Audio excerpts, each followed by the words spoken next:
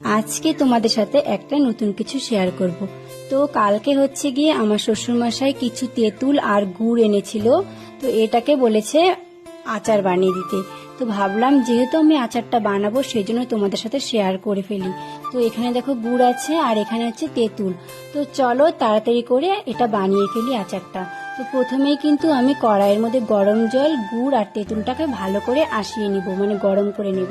আর এখানে আছে লবণ, চিনি, হলুদ, লঙ্কা গুঁড়ো, এটাকে ভালো করে গুলিয়ে নিব জল দিয়ে। তারপরে ওটাকে ঢেকে দিয়েছি কড়াইয়ে হচ্ছে গিয়ে একটা ঢাকনা দিয়ে আর কি। তারপরে এখানে গুলিয়ে রাখা এই গুঁড়োগুলো সব ঢেলে দিব, ভালো করে মিক্স করে নিব। তারপরে এটাকে কিন্তু চামচ দিয়ে ভালো করে নেড়ে নেব।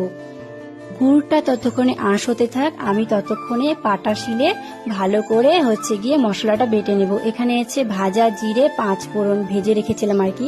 তারপরে ভেজে রাখা তেজপাতাও দিয়ে দেব, এটাকে ভালো করে বেটে নেব। এটা না আচারের একটা টেস্ট আনবে আলাদা। তো এটাকে কিন্তু গুঁড়ো করা হয়ে গেছে, এটাকে না এখন আমি একদম আচারের মধ্যে দিয়ে দিব ছিটিয়ে। তো এটা ভালো একটা সেন্ট আনবে আচারের। ও মশলাটা দিয়ে ভালো করে কিন্তু আমি নেড়ে নেব। তারপরে এখানে নামিয়ে নিয়েছিলাম হচ্ছে গিয়ে আচারটা। এখানে আমি সম্বার দেব। প্রথমে 5 ফোড়ন দিয়ে দিয়েছিলাম, তারপরে হচ্ছে কাঁচা লঙ্কা, শুকনো লঙ্কা দিলে ভালো হতো, আমার কাছে ছিল না, তবে তেজপাতাও দিয়ে দিয়েছিলাম। তো আচারটা আমি এখানে সম্বার দিয়ে দিচ্ছি। তো সম্বার দেওয়ার পরে কিন্তু ফাইনালি আমার আচারটাও হয়ে গেছিল। তো দেখো আমার আচারটা কি সুন্দর হয়েছে।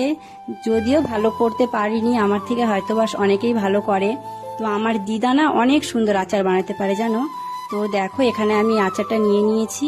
এখন আমি আচারটা একটু টেস্ট করে বলবো তোমাদের কিরকম হয়েছে। একটু গরম ছিল যেহেতু, ওই জন্য ফু দিয়ে নিচ্ছিলাম। তো টেস্ট করে দেখলাম, সত্যি কথা বলতে কি ভীষণ টেস্টি হয়েছিল। তো অতটাও ভালো পারি না বানাতে। তো আজকের মতন টাটা, পরের ভিডিওতে দেখা হচ্ছে।